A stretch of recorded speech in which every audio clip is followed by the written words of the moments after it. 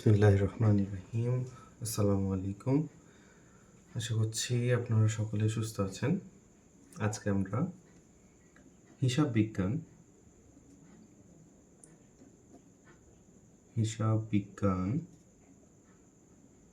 প্রথম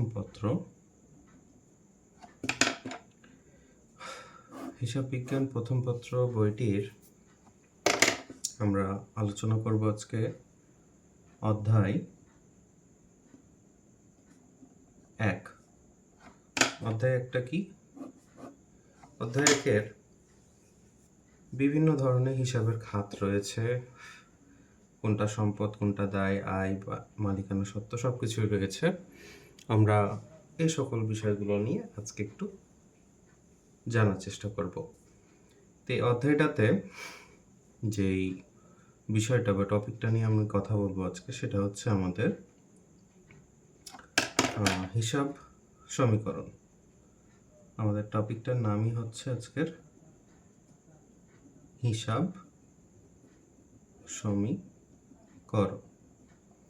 এখন এই হিসাব সমীকরণ জিনিসটা বুঝতে গেলে আগে আমাদেরকে জানতে হবে হিসাব কয় প্রকার। ঠিক আছে? তো হিসাব হচ্ছে আমরা 5 প্রকার দেখতে পাচ্ছি। 1 নম্বর হচ্ছে আমাদের সম্পদ, ইংলিশে যাকে বলা হয় অ্যাসেট।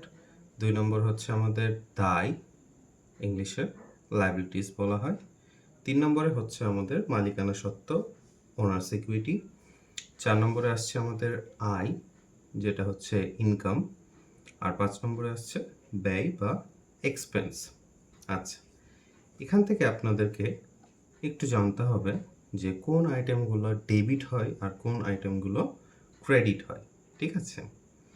তাহলে এখানে যেই সম্পদ আছে, এই সম্পদ আর হচ্ছে ব্যয়, এই দুইটা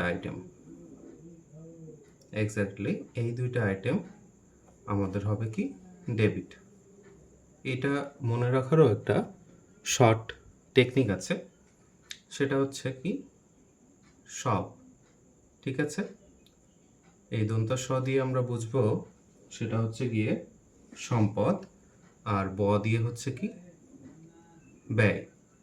এই সব কথাটা মনে রাখলেই চলে আসবে সম্পদ আর হচ্ছে কি ব্যয়। এই জিনিসটা হবে কিসে? আমাদের ডেবিটে। সবসময় কিসে হবে? ডেবিটে হবে। হ্যাঁ, আচ্ছা, আরেকটা শর্ট টেকনিক আছে।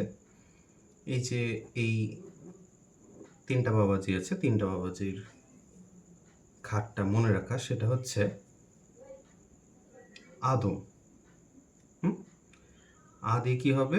আ দিয়ে হচ্ছে আয়, দ দিয়ে হচ্ছে আমাদের দায়, আর ম দিয়ে হচ্ছে আমাদের মালিকানা সত্ত্ব। ঠিক আছে?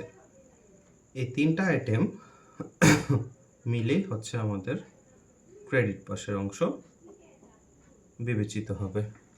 আশা করছি এতটুকু জানলে মোটামুটি আপনারা হিসাব সমীকরণের কোন আইটেমটা কোন পাশে বসছে সেটা নির্ধারণ করতে পারবেন। ভিডিওটা এটুকুই। আসসালামু আলাইকুম।